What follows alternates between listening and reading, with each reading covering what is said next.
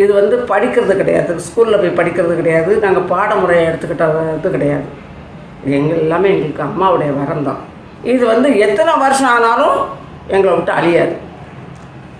அழியாத சொத்து கொடுத்துருக்காங்க எங்களுக்கு. இது தாய் தகப்பன் கொடுக்குற சொத்து கூட சீக்கிரத்தில் அழிஞ்சு போவோம், அழிச்சிருவாங்க, வச்சுருப்பாங்க. இது வந்து எங்களுக்கு அழியாத சொத்து. அவங்க கொடுத்த வரம் என்றைக்குமே எங்களுக்கு நீடிச்சுக்கிட்டு வருது.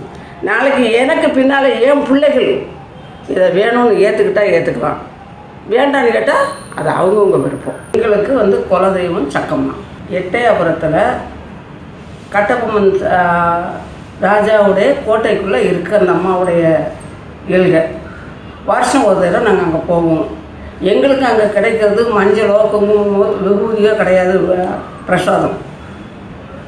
இழந்த இலை தான் அந்த அம்மாவுக்கு பாதுகாவலான கோட்டைக்குள்ளே இருக்கக்கூடிய அந்த இழந்த இலை தான் எங்களுக்கு வந்து பிரசாதமாக கிடைக்கும், கொடுப்பாங்க.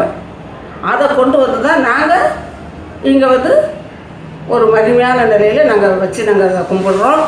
பிறருக்கும் நாங்கள் அது ஒரு வைத்தியமாக நாங்கள் கொடுக்குறோம்.